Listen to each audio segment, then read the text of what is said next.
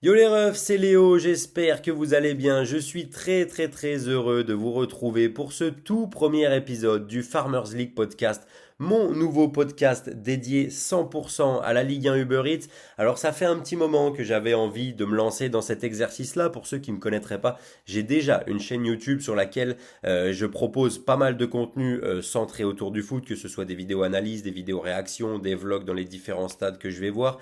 Leomathé, Leomathey, tout attaché sur YouTube, si jamais vous voulez aller voir ce que je fais. Mais j'avais envie pour cette nouvelle saison de Ligue 1 de créer quelque chose d'un petit peu différent, quelque chose que j'ai pas encore fait. Donc, justement, à ce propos, comme vous pouvez l'entendre à ma voix, je suis un petit peu malade. J'ai réussi à choper la crève en plein mois d'août, ça arrive. Et en plus de ça, exceptionnellement, je n'enregistre pas avec mon matériel habituel. Donc si pour ce premier épisode, vous trouvez que le son est un petit peu bizarre, qu'il est pas top, que la qualité est pas optimale, eh ben, je vous demanderai de ne pas m'en tenir rigueur. Pour cette fois-ci, normalement, tout devrait être réglé pour les prochains épisodes. Avant qu'on rentre dans le vif du sujet et que je vous donne le thème de l'épisode du jour, de ce premier épisode, laissez-moi vous parler en quelques mots du podcast, comment je vois les choses. Personnellement, ce que j'aimerais réussir à créer, c'est un podcast de préférence où on se retrouve une, deux, trois fois en fonction du temps que j'ai pour enregistrer les épisodes par semaine pour réagir, que ce soit aux différents résultats de chaque journée, que ce soit au changement d'entraîneur, que ce soit aux différents transferts, enfin voilà, tout ce qui va concerner l'actualité de notre beau championnat de France. Enfin, beau, je sais pas, je m'emballe peut-être, mais j'espère que ce sera le cas cette année. Donc voilà, tout ce qui va toucher à la Ligue 1, je vais essayer de le traiter de façon, j'ai envie de dire, assez calme, assez posé. Je suis pas là pour concurrencer l'after-foot. Je suis pas là pour faire un truc super professionnel. Moi, ce que j'ai envie, c'est vous faire vivre la saison de Ligue 1 à ma manière, pardon, d'essayer de vous transmettre ce que moi je ressens par rapport à cette saison. Comment je vois le foot, comment j'analyse les matchs, comment je regarde les matchs. Enfin voilà, tout ce qui va toucher à ma façon de voir le foot, de ressentir le foot et à la Ligue 1, c'est ce que je vais essayer de vous transmettre dans ce podcast-là. Alors bien évidemment, il y aura des améliorations, il y aura des ajouts peut-être de différentes rubriques, peut-être de petits quiz tout au long de la saison, je sais pas. Voilà, c'est pas encore ficelé à 100%, comme je vous l'ai dit, c'est un test. Je vais essayer de faire ça au mieux pour rendre la chose le plus intéressante possible, la chose la plus interactive possible, que vous puissiez participer d'une façon ou d'une autre. Maintenant que je vous ai dit tout ça, on va pouvoir rentrer dans le vif du sujet. Je vais vous donner le thème de l'épisode du jour. Je me suis dit, quoi de mieux pour entamer un nouveau podcast, une nouvelle saison, que de vous donner mes prédictions pour cette nouvelle saison du championnat de France, à quelle place je vois finir les différentes équipes, c'est ce qu'on va voir aujourd'hui.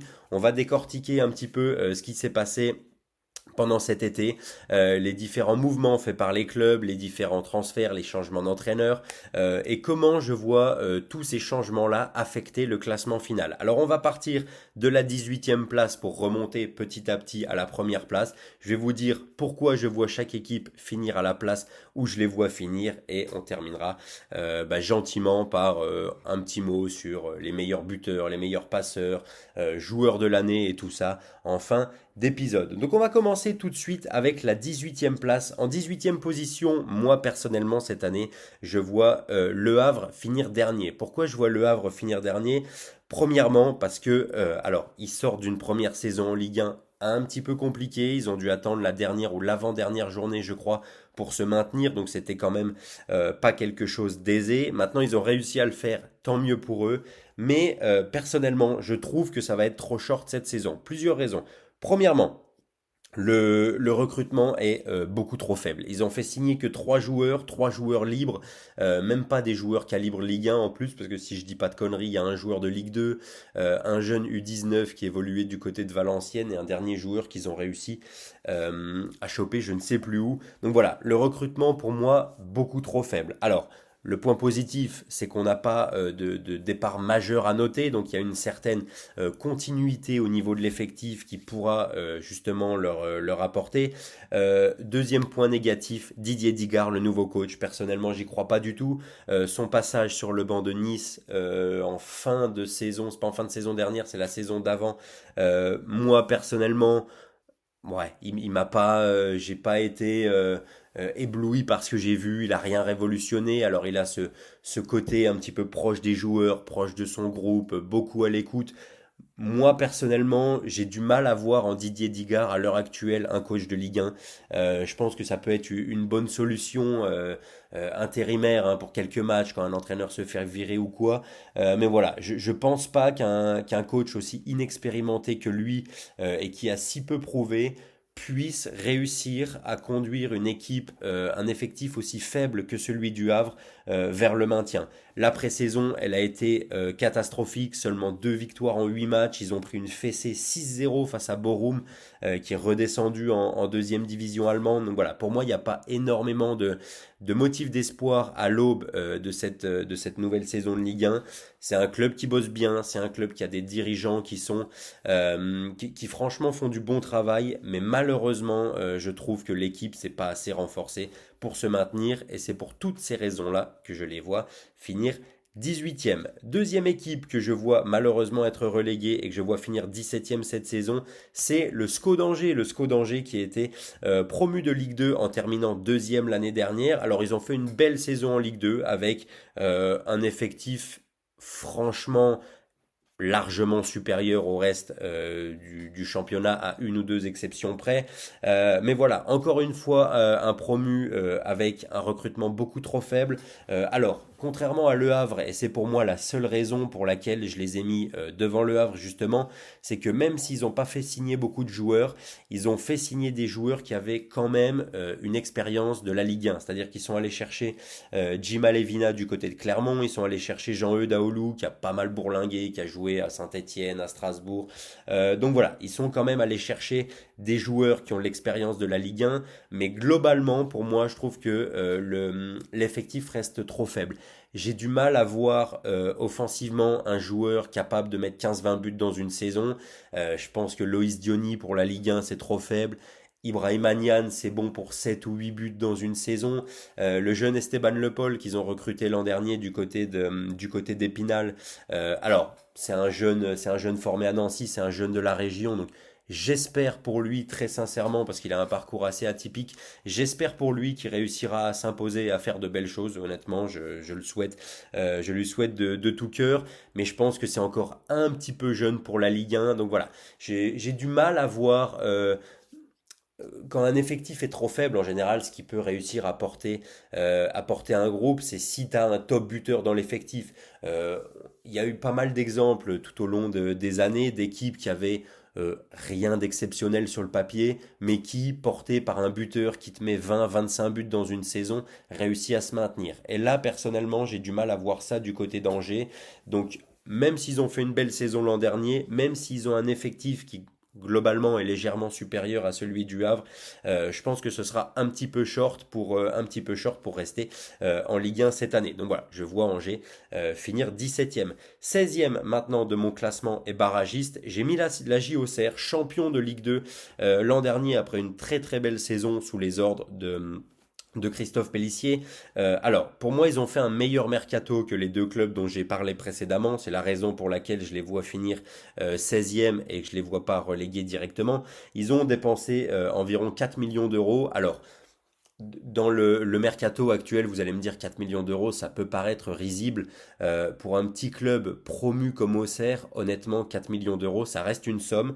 Ils ont réussi, je trouve, à combler les petits manques qu'ils avaient dans l'effectif. Ils sont allés chercher un attaquant canadien, Bahir, j'ai oublié son prénom, qui jouait en Écosse du côté de Motherwell pour 1,9 million d'euros. Ils sont allés chercher Lasso Koulibaly, un milieu ivoirien très travailleur, gros volume de jeu au milieu de terrain, du côté de Nordjylland au Danemark pour 2 millions d'euros. Donc voilà, ils ont essayé de se renforcer à des postes clés, sachant qu'ils avaient quand même, si on est honnête, moi, je trouve un effectif capable de jouer en Ligue 1. C'est-à-dire que ils ont gardé tous les titulaires avec lesquels ils ont été champions l'an dernier, que ce soit les Gauthier Hein, les Perrin, les Joubal derrière, Paul Joly le latéral droit. Enfin voilà, ils ont pas mal de bons joueurs qui étaient déjà au club l'an dernier, qui pour la plupart étaient même déjà au club il y a 2 ans quand ils sont redescendus de Ligue 1 à Ligue 2.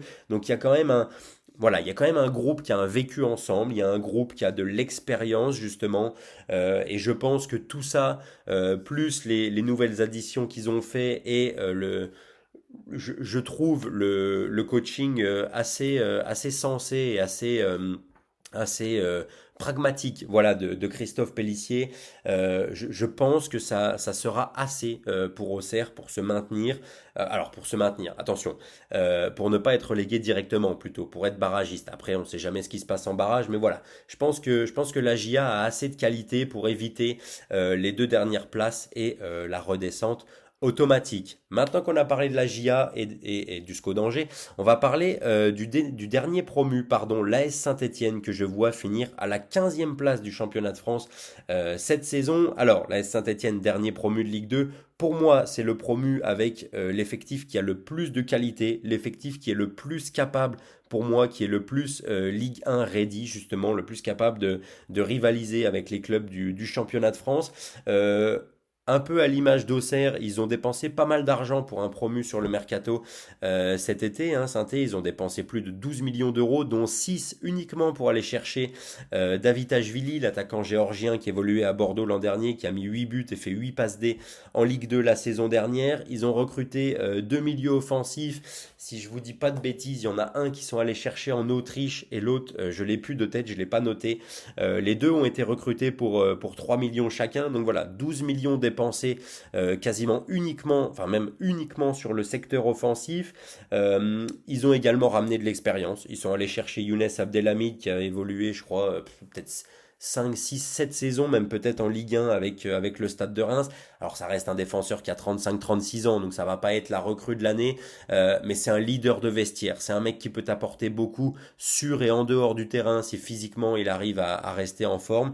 Moi je trouve que c'est le genre d'addition dont on parle pas énormément, mais qui, sur la durée d'une saison, pour un promu, peut vraiment faire la diff. Alors le seul petit point négatif pour moi, c'est que malheureusement, ils n'ont pas réussi à conserver Erwin Cardona, qui est retourné du côté d'Augsbourg. Il avait été prêté à Saint-Étienne l'an dernier parce qu'il jouait pas beaucoup en Allemagne. Je pense que Saint-Étienne a essayé de faire le forcing pour le recruter, mais que financièrement l'opération n'était pas forcément possible pour eux, et du coup il est retourné du côté d'Augsbourg. C'est dommage parce que c'est un joueur qui, quand il est arrivé l'an dernier en milieu de saison, a beaucoup apporté au vert, et je pense que cette année il aurait eu encore une belle carte à jouer du côté de Geoffroy Guichard. En parlant de Geoffroy Guichard, ça va être le retour d'une des meilleures ambiances de France en Ligue 1, et ça très honnêtement, même si on a des instances qui cherchent à brimer nos publics, eh ben c'est une bonne nouvelle. Et du coup, je pense que porté par la belle ambiance de Geoffroy Guichard et tout ce que je vous ai dit sur l'effectif de Saint-Étienne, justement, les Verts ont de quoi se maintenir cette saison. Alors, on a parlé du 18e, du 17e, du 16e et du 15e. On va parler maintenant de la 14e place. Alors, on va commencer à rentrer dans ce que j'appelle le championnat inintéressant dans le championnat. C'est-à-dire que pour moi, toutes les équipes que j'ai mis entre la 9e, 10e et 14e place, c'est des équipes que je vois pas forcément galérer à se maintenir, mais que je vois pas capable d'aller chercher mieux que le milieu de tableau. Donc là, on sera pas sur, voilà, sur un, ça sera un mini championnat dans le mini championnat. Moi, c'est comme ça que je vois la chose. Alors en 14e position, j'ai mis Reims. Euh, pas mal de changements du côté d'Auguste Delaune cet été. Exit Will Steele qui est parti entraîner à Lens, arrivée de Lucas Elsner, l'ancien entraîneur du Havre. Alors, c'est un bon coach, voilà, je pense que c'est un coach qui a c'est un coach qui mérite d'avoir un banc de Ligue 1. Maintenant, c'est pas le meilleur coach du championnat. Pour moi, le recrutement du Stade de Reims, il a été beaucoup trop faible pour espérer quoi que ce soit cette année. Ils ont vendu leur meilleur joueur en la personne d'Amir Richardson à la Fiorentina pour, si je vous dis pas de conneries, 9 ou 10 millions d'euros. La seule arrivée notoire pour moi, c'est celle de Cédric Kipré, le défenseur central ivoirien, qui évoluait du côté de West Brom l'an dernier. C'est vraiment un bon joueur. D'ailleurs, j'ai été surpris qu'il n'ait pas plus de sollicitations que ça en Angleterre. Mais voilà, à part cette arrivée-là, pour moi, le mercato rémois, il est vraiment très très très moyen. Donc j'attends pas grand-chose de cette équipe-là cette saison. Ils ont fait une pré-saison correcte avec 4 victoires, 2 nuls et 2 défaites en 8 matchs. Voilà, moi, cette équipe de Reims, elle m'inspire pas grand-chose. Je pense qu'ils lutteront jusqu'à aller 4-5 journées de la fin et qui finiront un petit peu en chaussons, hein. Je pense que s'ils sont maintenus à 4-5 journées de la fin, ça leur ira très bien. Mais au vu de la qualité assez moyenne de l'effectif, très honnêtement, je vois pas comment ils pourraient espérer mieux qu'une 14e place. On va parler d'un autre historique du championnat de France maintenant à la 13e place. J'ai mis le FC Nantes qui s'est sauvé de justesse l'an dernier. Alors, je pense qu'ils peuvent s'attendre à faire un petit peu mieux cette année pour plusieurs raisons. Déjà, premièrement, le retour d'Antoine Comboiré, pour moi, c'est une très bonne chose. On sait qu'il y a eu énormément d'histoires avec la famille Kita, que Valdemar Kita est un président qui est complètement à la rue, qui fait tout et n'importe quoi avec son club. Son fils Franck, c'est pas mieux, mais je trouve que faire revenir Antoine Comboiré, ça a quand même été une des rares bonnes choses qu'ils ont fait l'an dernier, parce que même si on n'aime pas le style de jeu qu'il met en place, parce que qu'on soit bien clair, c'est pas agréable à regarder, bah, ça reste un coach qui te fait avoir des résultats. Et très honnêtement, un club comme Nantes, pour moi, n'a ni la dimension ni la qualité dans l'effectif pour jouer mieux que le milieu de tableau. Et financièrement, comme c'est un club qui est vraiment pas au top non plus, alors ils n'ont pas été aidés par toutes ces histoires de droits télé et compagnie, je pense que finir 13e, très honnêtement, ils s'en contenteront largement. La pré-saison a été plutôt bonne, hein, 3 victoires et 2 nuls en 5 matchs, dont un nul contre Crystal Palace quand même, club de Première Ligue, c'est à noter. Une seule défaite. Le recrutement, il a été léger, mais je trouve qu'il est quand même intéressant. Je trouve qu'avec le peu de moyens qu'ils ont, ils ont réussi à ajouter de la qualité à l'effectif. Alors, ils ont levé l'option d'achat de Mathis Sablin, le jeune du Stade Rennais, pour environ 10 millions. Si vous me demandez mon avis, c'est un petit peu cher, mais voilà. Ils ont réussi à se faire prêter Johan Le Penant, qui jouait pas du tout à Lyon. Je pense que ce soit pour lui et pour le club, ça peut être une bonne opération parce que lui va avoir du temps de jeu, donc il va pouvoir se développer sans avoir la pression qu'il aurait du côté de l'Olympique lyonnais. Pour le FC Nantes, c'est une bonne chose aussi parce que ça reste un bon joueur et ça apporte une solution qualitative de plus au milieu. Ils se sont fait prêter Thomas Sorba, l'attaquant gallois de Huddersfield devant. Alors c'est pas un serial buteur, c'est un attaquant qui par contre est capable de bien faire jouer les autres autour de lui. Je crois que l'an dernier en Championship avec Huddersfield, il doit faire 10 passes décisives sur la saison. Donc voilà, ça va rajouter un petit peu de polyvalence à l'effectif du FC Nantes. Effectif qui selon moi comporte quand même pas mal de solutions de qualité. Il y a des bons joueurs, il y a des Florian Mollet, il y a des Mohamed devant qui sont capables de mettre 6, 7, 8, 10 buts dans la saison. Donc voilà, je me fais pas vraiment de soucis pour le FC Nantes. Je pense que ça se maintiendra relativement facilement. Mais encore une fois, malheureusement, c'est un club qui, financièrement et qualitativement parlant au niveau des joueurs, n'a pas les moyens de jouer mieux que le milieu de tableau. On va enchaîner avec la 12e place, 12e de mon classement cette année. J'ai mis Montpellier. Alors Montpellier, j'ai longuement hésité, très honnêtement, pour être sincère avec vous. Je ne savais pas vraiment quoi en penser. Pour moi, c'est un club, quand on regarde l'effectif, c'est impossible de se dire que ce club-là va lutter pour son maintien et a des chances même de redescendre. Pourquoi? Parce que je trouve que l'effectif il est quand même de qualité. Il y a des très bons joueurs dans cet effectif-là. Arnaud Nordin, Accor Adams, Saltamari, TJ Savanier est un joueur de football absolument sensationnel. Donc voilà, il y a de très bons joueurs dans cet effectif-là, mais malheureusement, c'est un club qui financièrement, et ça, le président Laurent Nicolin en a parlé à de nombreuses reprises, pardon, a pas mal été mis dans la merde hein, avec ses problèmes de droits télé. Alors, vous me direz, tous les clubs de Ligue 1, si ce n'est les gros clubs qui ont touché l'argent des Coupes d'Europe, donc Paris, Lille, Monaco, tous ces clubs-là, tous les autres clubs, pardon, financièrement ont été vraiment, vraiment mis dans la merde par monsieur Vincent Labrune, l'incompétent. Mais Montpellier, pourquoi ça m'inquiète plus que les autres? Parce que c'est un club qui, je pense, s'il reçoit s'il reçoit une offre correcte pour un de ses joueurs, n'hésitera pas à vendre d'ici la fin du mercato. Donc on n'est pas à l'abri qu'un des bons joueurs de l'effectif, un Arnaud Nordin, un Mustapha Altamari par exemple, partent d'ici la fin du mercato. Et si tu enlèves des joueurs créatifs et décisifs comme ça d'un effectif qui est bon, mais qui est pas sensationnel non plus, je pense que ça peut laisser craindre le pire pour Montpellier. La pré-saison a été atroce, 4 défaites en 6 matchs, aucune victoire. Enfin, c'est euh, vraiment pas une bonne pré-saison. Je pense que si Montpellier débute mal, la saison peut être très longue pour eux. Attention à Der Zakarian, est-ce qu'il va réussir à garder son poste? Alors on sait que Laurent Nicolin, c'est pas le genre à vriller, à virer un entraîneur après 3 matchs, mais je pense que Montpellier ne devra pas trop tarder à se mettre en route parce que comme je vous l'ai dit, pour moi s'ils font un début de saison compliqué, s'ils enchaînent 3, 4, 5 défaites sans la moindre victoire, ils risquent vite de se mettre dans un trou dans lequel ils n'auront pas forcément les moyens de sortir après. Donc voilà. Comme je vous l'ai dit, pour moi, l'effectif, il y a de la qualité. Attention tout de même, aux blessures et à pas trop être dépendant d'un Savanier ou d'un Accor Adams devant. Honnêtement, je pense qu'ils peuvent s'en sortir. Je les ai mis 12e, c'est pas pour rien. Mais voilà, attention au démarrage raté, attention au début de saison compliqué qui pourrait les mettre dedans. On va continuer de gravir les échelons de mon classement. À la 11e place, j'ai mis le Racing Club de Strasbourg. Pourquoi j'ai mis Strasbourg 11e?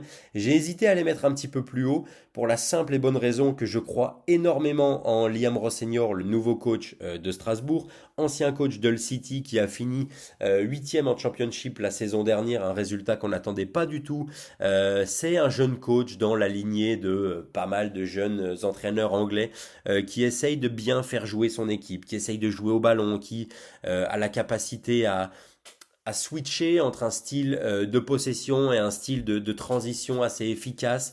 Donc voilà, moi personnellement c'est un coach en lequel je crois beaucoup. Maintenant, il va clairement lui falloir à lui et à son groupe un temps d'adaptation. La pré-saison, elle a été catastrophique aussi hein, pour Strasbourg, 6 défaites et 2 nuls en 8 matchs, donc c'est vraiment pas le meilleur moyen de se mettre en jambe avant une saison.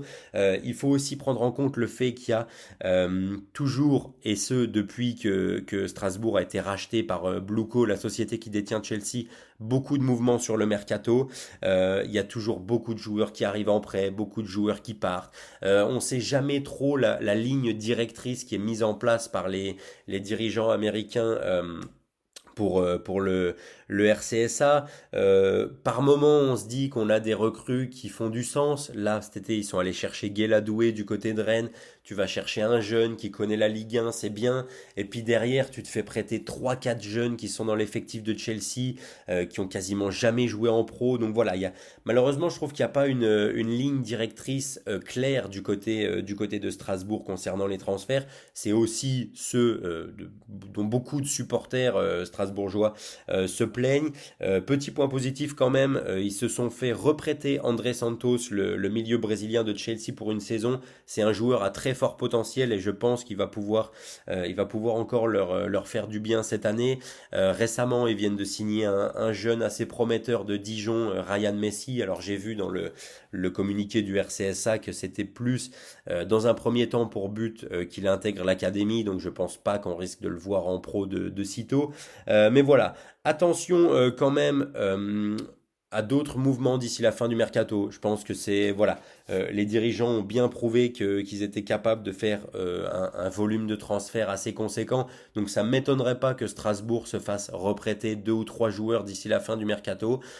Tout ça, ça va donner pas mal de solutions à Liam Rossignol. Maintenant, encore une fois, à voir comment il va réussir à faire prendre forme à tout ça, comment il va réussir, est-ce qu'il va réussir surtout à imposer ses idées, son style de jeu, à trouver son 11. Je pense que ça va être intéressant à suivre et je pense que voilà, si Strasbourg arrive à finir 11e, 10e en milieu de tableau, je pense que ça sera une saison réussie et je pense que ça permettra de poser des bases et de construire pour les années futures quelque chose d'intéressant du côté de la Méno. Maintenant, on va rentrer à la 10e position, juste avant d'intégrer la première partie du tableau. En 10e position, j'ai mis Brest. Alors vous allez me dire, qu'est-ce que tu fais? Ils ont fini 3e l'an dernier.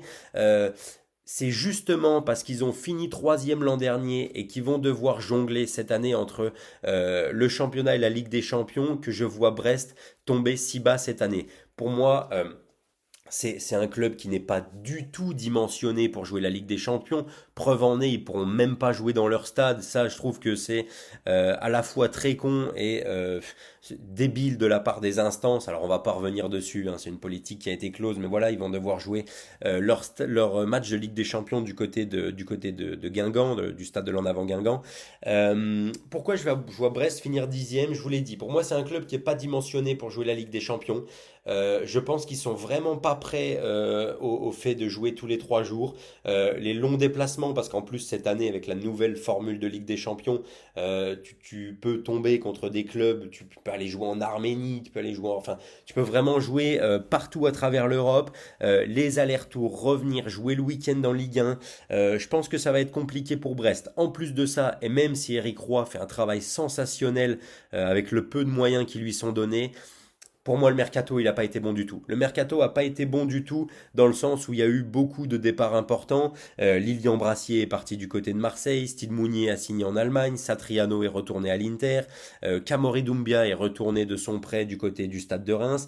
Quasiment aucune recrue, si ce n'est le retour de Ludovic Ajorc en Ligue 1 pour pallier au départ de Mounier. Alors ça, pour le coup, je trouve que c'est une bonne opération. Alors, il vient en prêt, hein, il n'a pas été acheté définitivement. Mais voilà, c'est beaucoup trop peu. Tu peux pas perdre autant de qualité et en incorporer si peu l'année où tu vas jouer la Ligue des Champions. En fonction du groupe dans lequel va tomber Brest, et alors je pense qu'ils seront chapeau 3 ou chapeau 4, donc ils risquent d'avoir pas mal de grosses équipes dans leur groupe. Ils peuvent, enfin, je veux dire, je vois pas Brest réussir à faire bonne figure au Bernabeu s'il tombe contre le Real, même s'il tombe contre un club anglais, un club italien, pas forcément de top calibre, s'il tombe contre Tottenham, s'il tombe contre pas Tottenham parce qu'ils ne sont pas en Ligue des Champions, s'il tombe contre un Aston Villa, s'il tombe contre la Juve en Italie, enfin voilà, pour moi ils ont vraiment pas les armes pour jouer en Ligue des Champions. Et comme je l'ai dit, malgré le travail énorme et incroyable fourni par Eric Roy depuis son arrivée sur le banc de Brest, je pense que ça va être beaucoup trop compliqué pour eux cette saison et c'est la raison pour laquelle je les vois finir 10e cette année. En 9e position, on va parler d'une équipe qui a fait une belle saison l'an dernier, c'est Toulouse. Toulouse a fini 11e l'an dernier, maintenu confortablement en Ligue 1. En plus de ça, ils ont fait une très belle campagne d'Europa League. Ils sont allés jusqu'en 16e de finale avec un match nul, je crois, du côté d'Anfield. Ils ont fait trembler Benfica jusqu'au bout. Ils étaient vraiment pas loin de se qualifier. Donc voilà, Toulouse a fait une très belle saison l'an dernier. Bon travail de Carles Martinez Novel, l'entraîneur espagnol depuis qu'il est arrivé. Personnellement, j'étais sceptique quand ils l'ont signé. Je me suis dit, pourquoi virer un mec comme Montagnier qui connaît bien la Ligue 1, qui a fait une belle saison, qui t'a fait gagner la Coupe de France, pour faire signer un entraîneur espagnol qui n'est pas forcément au fait du championnat de France. Mais le fait est que même s'il a eu un petit peu de mal au démarrage, depuis il fait un très bon travail. Toulouse, on peut dire ce qu'on veut, c'est une équipe qui essaye de jouer au ballon, c'est une équipe qui a des principes de jeu.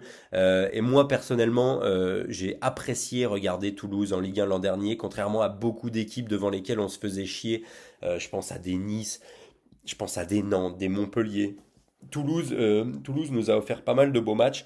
Alors, attention quand même, deux gros départs à noter côté Mercato. Le départ de Christian Mawissa, le défenseur central du côté de Monaco pour 16 millions.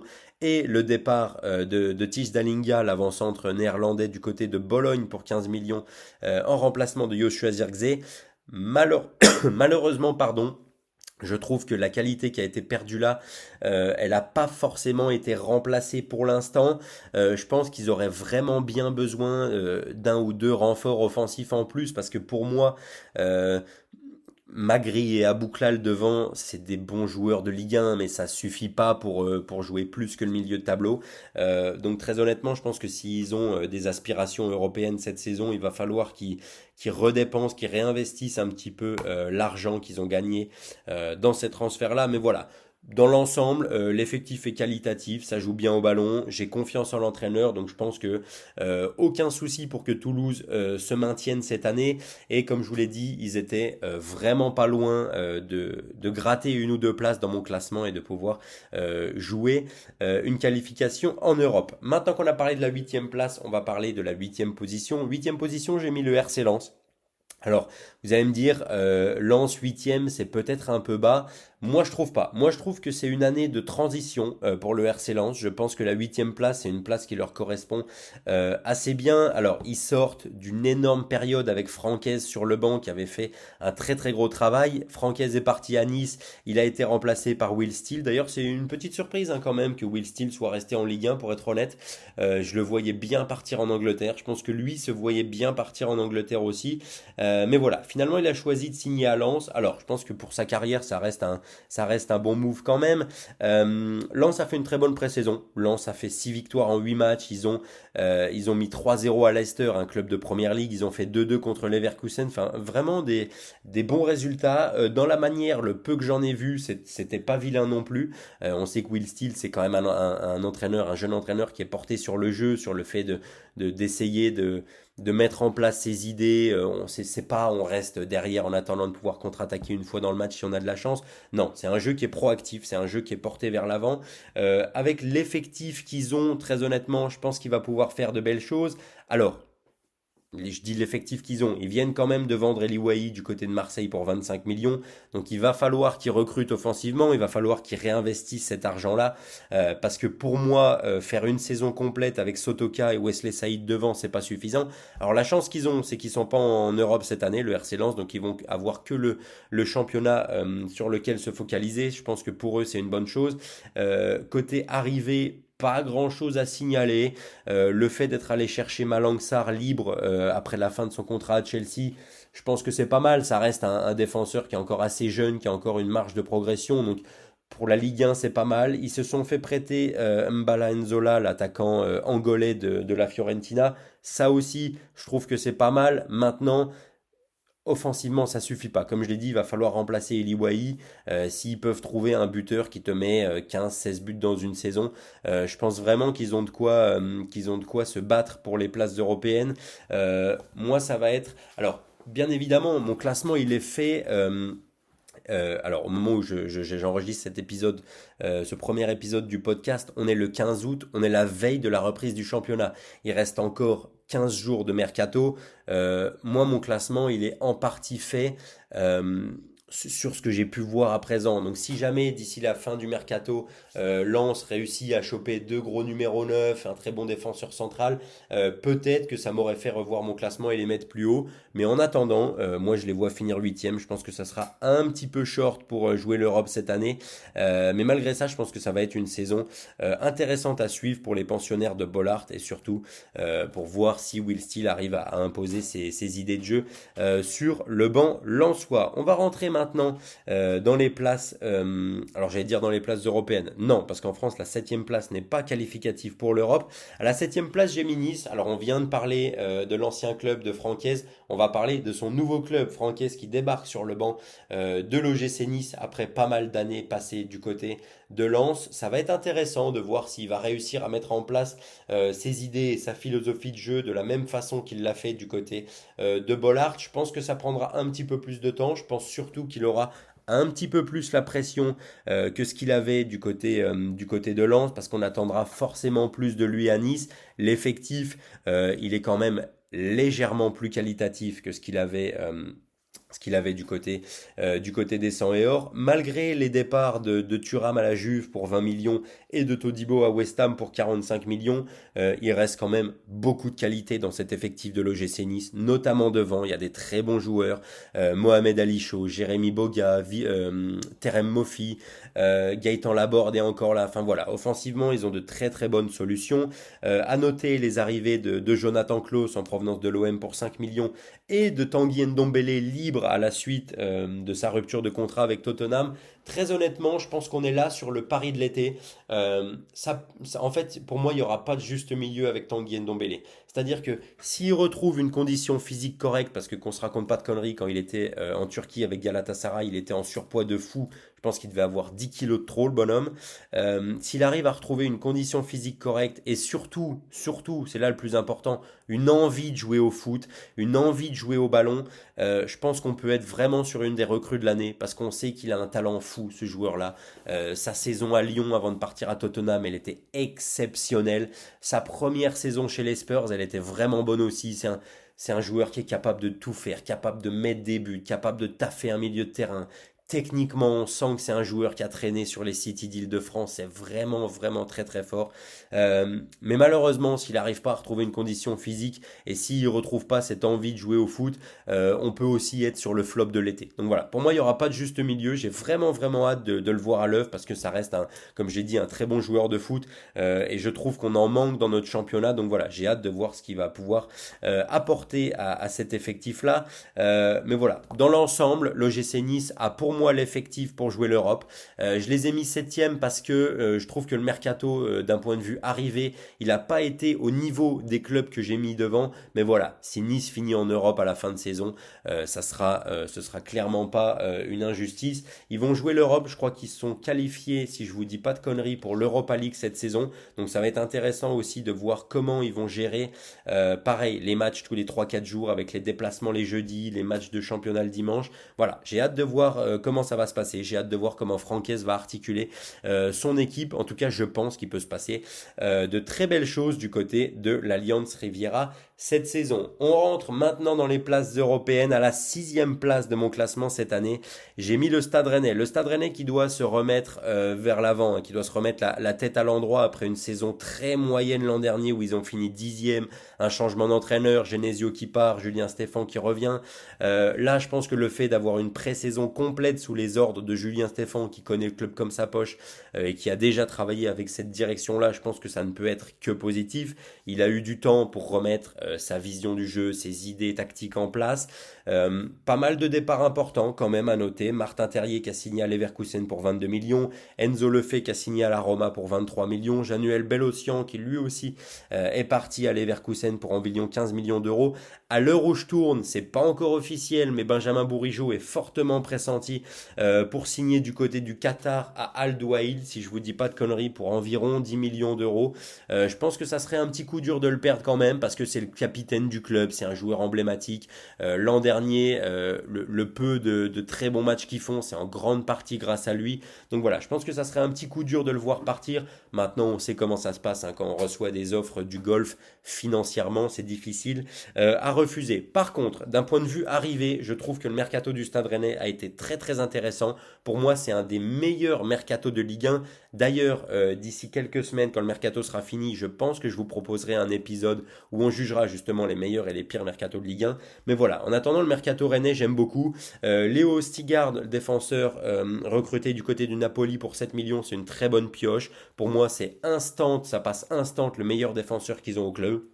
Il est bien meilleur qu'un Arthur Théâtre, je trouve. Ansa Tebour, recruté pour seulement 2 millions du côté de l'Atalanta. T'as un joueur travailleur qui peut jouer au milieu, qui peut jouer latéral droit, qui peut jouer piston droit, qui a l'expérience de la Ligue des Champions, du plus haut niveau international avec les Pays-Bas. C'est vraiment une très très très bonne recrue. Si physiquement il arrive à revenir en forme de sa blessure qu'il avait privé de finale d'Europa League, je pense que c'est titulaire indiscutable dans une équipe de Ligue 1. Ils sont allés chercher des jeunes joueurs, je pense notamment à Jordan James qu'ils ont recruté pour 5 millions du côté de Birmingham. Très gros espoir gallois, personnellement je l'ai vu jouer en vrai quelques fois et je pense qu'il a tout pour devenir un super joueur. Ils ont recruté deux très bons milieux de terrain, Albert Gombaek pour environ 15 millions du côté de Bodo Glimt, là c'est pareil. On est sur un joueur qui s'il s'adapte bien à la Ligue 1 peut vraiment faire des dégâts, c'est un milieu de terrain qui est travailleur, qui est à la fois créatif, qui peut finir les actions, qui est bon dans la passe, qui a une bonne vision de jeu. Moi j'aime beaucoup, il a joué la Coupe d'Europe, alors même si c'est la Ligue Europa ou la Ligue Conférence avec Bodo Glimt, ça reste une expérience européenne. Ils ont chopé Glenn Kamara pour environ 10 millions d'euros du côté de Leeds. Donc voilà, vraiment le recrutement du Stade Rennais, moi je le trouve intéressant. La seule petite interrogation que j'ai, c'est de savoir si offensivement, les joueurs qui sont là vont faire le taf. Quid d'Amin Gouiri qui est porté disparu depuis 2 ans. Est-ce que Kalimundo va réussir à enchaîner une saison à 15-20 buts? Est-ce qu'ils vont recruter d'ici la fin du mercato pour remplacer Terrier? Voilà, je pense que le secteur offensif, c'est le seul petit point d'interrogation qu'on peut avoir du côté du Stade Rennais, mais moi personnellement, je les vois repartir vers l'avant cette saison et je les vois faire une belle 6e position. On rentre maintenant vers les clubs qui vont lutter pour la Ligue des Champions. Hein. En 5e position, j'ai mis l'Olympique Lyonnais. C'était très très très close entre la 5e et la 4e place, pardon. Mais j'ai mis Lyon 5e parce que voilà, pour moi, il manque encore un tout petit truc pour que je les vois se qualifier en Europe. Alors peut-être que ce tout petit truc arrivera du côté du mercato d'ici la fin de l'été. Mais voilà, Lyon qui ride sur une superbe deuxième partie de saison l'an dernier sous les ordres de Pierre Sage, où ils ont fait un run absolument monumental. Tout le monde les voyait déjà relégués en Ligue 2, et moi y compris, hein, pour qu'au final ils réussissent à gratter une Coupe d'Europe à la dernière journée dans un scénario totalement dingue. Recrutement massif cet été, énorme all-in de la part de ce bon vieux Johnny Textor, plus de 130 millions dépensés, hein, en comptant les arrivées et les levées d'options d'achat. En parlant d'arrivées, celle de Miko Tadze, je pense que ça a été une belle surprise pour beaucoup de monde. Il était tellement annoncé du côté de Monaco que le fait de voir arriver du côté de Lyon du jour au lendemain, je pense que ça a été une belle surprise. Il peut apporter beaucoup à l'attaque lyonnaise pour suppléer Lacazette, parce que Lacazette, il a quand même 36 ans, il va pas pouvoir faire 40 matchs et 35 et 30 buts toutes les saisons pendant encore très longtemps. Il a refusé une grosse offre, hein, d'ailleurs, Lacazette d'Arabie Saoudite, pour rester à Lyon cet été. Je trouve que sincèrement c'est un très beau geste, c'est louable dans le monde du football dans lequel on vit actuellement.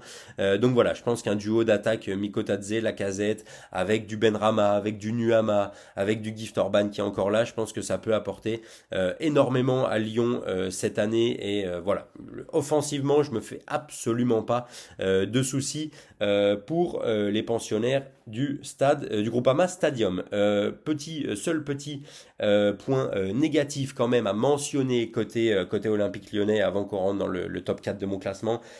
Financièrement, je pense qu'ils vont devoir encore vendre 1 ou 2 joueurs d'ici la fin de saison, parce que Textor avait promis à la DNCG pour environ 100 millions de ventes. On est encore loin du compte, donc attention à peut-être 1 ou 2 départs potentiellement d'ici la fin du mercato. En l'état de fait, en l'état actuel des choses, si l'effectif reste comme ça, je pense que Lyon sera vraiment pas loin de jouer une qualification en Ligue des Champions cette année. On arrive maintenant dans les clubs qui, selon moi, vont jouer la Ligue des Champions. En 4e position, j'ai mis Lille. Lille qui a déjà entamé sa saison, hein, puisqu'ils jouent les tours préliminaires de qualification à la LDC, justement. Ils ont brillamment sorti le Fenerbahçe de José Mourinho il y a 2 jours. Donc ils vont jouer leur qualification lors du dernier tour de barrage face au Slavia Prague. Je pense que s'ils sont sérieux, ils peuvent réussir à se qualifier. Pas mal de changements quand même, hein, du côté des pensionnaires du stade Pierre-Mauroy cet été. Exit Paulo Fonseca qui a fait un très bon travail, qui est parti du côté du Milan AC. Arrivée du grand Pep Genesio. On peut dire ce qu'on veut sur Genesio, on peut penser ce qu'on veut, qu'on aime ou qu'on n'aime pas le personnage, qu'on aime ou qu'on n'aime pas sa communication parfois un petit peu bizarre. Moi perso, je trouve que c'est un très bon coach de Ligue 1. C'est quand même un coach qui a eu des résultats partout où il est passé. C'est le seul coach français à avoir réussi à sortir Guardiola et Mourinho de la Ligue des Champions. Je sais pas si vous vous rendez compte de l'exploit, les refs. Mais voilà, moi je trouve que c'est un très bon coach, donc je pense que je me fais pas de soucis pour Lille cet été. Le mercato, il a été assez calme. Un énorme départ à souligner quand même, celui de Lenny Yoro, parti à Manchester United pour un petit peu plus de 60 millions d'euros. Ils ont signé des joueurs d'expérience. Ils sont allés chercher Aïssa Mandi du côté de Villarreal, et Thomas Meunier du côté de Trabzonspor en Turquie. C'est des joueurs qui ont joué à peu près toutes les compétitions qui pouvaient être jouées au niveau du football européen. Donc je pense qu'en termes d'expérience, ça va leur faire du bien derrière. Une jeune recrue intéressante dont j'avais envie de parler, Ossam Sarawi, qui sont allés chercher du côté de Herenveen aux Pays-Bas. Un ailier ultra rapide, très bon dribbleur, capable de créer, percutant, capable de finir. Honnêtement, s'il arrive à avoir du temps de jeu cette année, je pense qu'on est là sur un énorme candidat à la révélation de l'année. Sincèrement, ça doit pas parler à beaucoup de monde parce que pas grand monde regarde le championnat hollandais. Personnellement, je le regarde pas non plus, je vais pas vous mentir, j'ai juste vu beaucoup de ses highlights, beaucoup de bouts de match de lui, franchement, je pense que on est là sur un énorme talent. On est là sur un énorme talent. Alors c'est à confirmer, hein, parce que pas tout le monde arrive à s'adapter à la Ligue 1, et je pense que la Ligue 1, en Ligue 1, il n'aura pas la même liberté de création balle au pied que ce qu'il avait dans le championnat des Pays-Bas. Mais si Genesio arrive à l'utiliser de bonne façon, je pense qu'on est là sur une pépite en devenir. Donc voilà. Alors, petit mot quand même avant qu'on passe à la troisième place. Pour moi, cette quatrième place de Lille, elle est quand même conditionnée au départ ou non de Jonathan David. C'est-à-dire que si Jonathan David part d'ici la fin du mercato et qu'il n'est pas remplacé, là pour le coup, j'aurais plutôt tendance à voir l'Olympique Lyonnais finir quatrième et Lille finir cinquième. Mais comme au moment où j'enregistre cet épisode, il est encore là, c'est pour ça que je mets Lille devant Lyon cette année. Troisième place maintenant de mon classement, on se rapproche de la fin. Je vais quand même essayer de me dépêcher, ça fait plus de 45 minutes que j'enregistre. Mais voilà, c'est le premier épisode, ça me fait plaisir de discuter autant avec vous. Troisième place de mon classement, j'ai mis l'AS Monaco. Monaco qui devra poursuivre sur sa belle deuxième place de l'an dernier. L'effectif n'a pas été trop chamboulé, alors à noter quand même le départ de Wissam Ben Yedder libre en fin de contrat et le départ de Camara du côté de Al-Shabaab ou Al-Ali, je sais plus, en Arabie Saoudite. Je trouve que les départs là ont été vachement bien comblés, hein. Monaco a recruté jeune, mais Monaco a recruté bien. Ils sont allés chercher Lamine Camara du côté de Metz pour 15 millions, Christian Mawissa du côté de Toulouse pour 16 millions, Georges Ileni Kenya, j'ai eu du mal à le prononcer celui-là, jeune attaquant français de 17 ans qui sont allés chercher du côté d'Antwerp. Et là pareil, attention parce que je pense qu'on est sur une énorme pépite en devenir. Il a que 17 ans, donc on va pas lui mettre trop de pression sur les épaules maintenant, mais je pense qu'entre le championnat et la Ligue des Champions, il aura quand même beaucoup de temps de jeu cette année du côté du Rocher. Il aura une belle carte à jouer, et très honnêtement, si dans la tête il fait pas n'importe quoi, s'il arrive à rester concentré sur le jeu, ça peut devenir un très grand attaquant. Honnêtement, de ce que j'ai vu, il a tout le talent du monde pour réussir. Il est rapide, il est athlétique, il est bon devant le but. Franchement, ça peut devenir un top joueur. En tout cas, moi personnellement, j'ai vraiment hâte de voir ce qui va devenir et comment il va s'adapter justement à la Ligue 1. Monaco, ça finit troisième selon moi. En tout cas, ça doit finir troisième parce qu'au vu de la qualité de l'effectif, pour moi, qui est bien meilleur à la plupart des autres clubs du championnat de France, ça serait un échec pour Monaco que de ne pas finir dans les trois premiers. Donc voilà, moi je les mets à la troisième place de mon classement. Vous devez vous douter, vu les clubs qui restent, de qui j'ai mis à la deuxième place. J'ai mis l'Olympique de Marseille pour tous mes copains fans de l'Olympique de Marseille. Pourquoi je les vois finir deuxième? Alors, c'est un petit pari parce que il y a eu tellement de changements au club cet été qu'on pourrait se dire qu'il va falloir un temps d'adaptation. Mais moi, j'ai envie d'y croire. J'ai envie d'y croire. Je pense que la Ligue 1 se porte mieux quand l'Olympique de Marseille est compétitif. Je pense qu'un Olympique de Marseille qui joue le haut de tableau, ça peut être que bénéfique pour la Ligue 1. Et honnêtement, avec tous les changements qu'il y a eu au club cet été, j'ai envie d'y croire. Arrivée de Roberto De Zerbi comme nouveau coach avec tout son staff, l'ancien entraîneur de Brighton, qui était un temps pressenti pour aller du côté du Bayern. Il arrive avec son staff, avec des gens qu'il connaît, avec des gens avec lesquels il a déjà travaillé, donc ça c'est un plus. Le recrutement a été très intéressant, plus de 40 millions d'euros dépensés par l'OM cet été, dont 25 uniquement sur Eli Wahi, quand même il y a quelques jours. Le reste du recrutement, très honnêtement, c'est bien aussi. Mason Greenwood, la personne, le bonhomme, c'est une merde, c'est un enculé, mais le joueur est très bon. D'ailleurs, je dis des gros mots comme si j'étais sur ma chaîne YouTube. J'espère que je vais pas me faire censurer par Spotify, moi.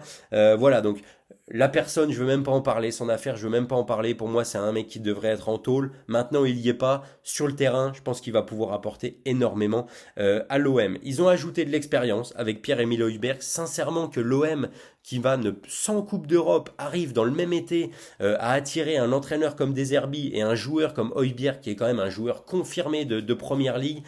Très honnêtement, je trouve que c'est une très très très belle pioche. Dans le milieu de terrain de l'OM, à côté d'un Verretou ou d'un Rongier, je pense qu'il va vraiment vraiment pouvoir faire énormément de bonnes choses. Point important à signaler, pour une fois, l'OM a bien vendu. On sait que l'OM n'a pas l'habitude de bien vendre, l'OM a l'habitude de laisser partir même ses plus belles stars, ses jeunes pépites libres en fin de contrat. Là, l'OM a très bien vendu. Les joueurs dont on parlait comme des flops l'an dernier, je pense à Ndiaye, a été revendu pour 18 millions à Everton. Ismail Assar, qui a pas fait une bonne saison, a été revendu pour 15 millions du côté de Crystal Palace. Jonathan Klaus est parti pour 5 millions du côté de Nice. Départ de Pierre-Emerick Aubameyang, qui a pris un énorme chèque pour signer en Arabie Saoudite. Je crois quand même que l'OM a touché une petite indemnité de transfert sur le mouvement là. Mais voilà, très bon mercato de la part de Longoria. C'est à souligner parce que quand c'est pas bien, on le dit. Mais quand c'est bien, je trouve qu'il faut le dire aussi. Donc voilà, il a bien bossé cet été.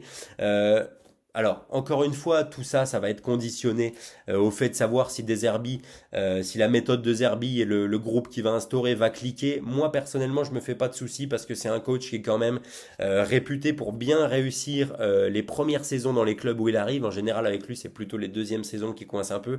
Sa première saison avec Brighton, il y a 2 ans, elle était sensationnelle. Il a pris Brighton, qui était 8e, 9e, 10e de PL. Il en a fait un club européen. Donc voilà, moi, je me fais pas de soucis. Je pense que Deserbi va vraiment réussir à mettre en place ses idées de jeu. Il pourra pas dire qu'il n'a pas été soutenu par ses dirigeants parce qu'encore une fois le mercato pour moi il a été réussi et je pense qu'il n'est pas fini. Je pense que l'OM peut encore d'ici la fin du mercato ajouter un ou deux éléments, notamment en défense. Je pense que s'il y a bien un secteur à renforcer, c'est celui-là. S'ils arrivent à choper un bon défenseur central pour mettre en concurrence avec Mbemba et Balerdi, très honnêtement, je pense que ça peut donner de très belles choses. Donc voilà, je vois l'OM finir deuxième de mon classement et vous vous en doutez, par conséquent, je vois le Paris Saint-Germain être une nouvelle fois champion de France. Alors je ne vais pas m'étaler énormément sur le PSG. Pourquoi? Parce que si le PSG est champion, il n'y a pas de surprise en fait. C'est quand ils sont pas champions que là c'est plutôt un drame.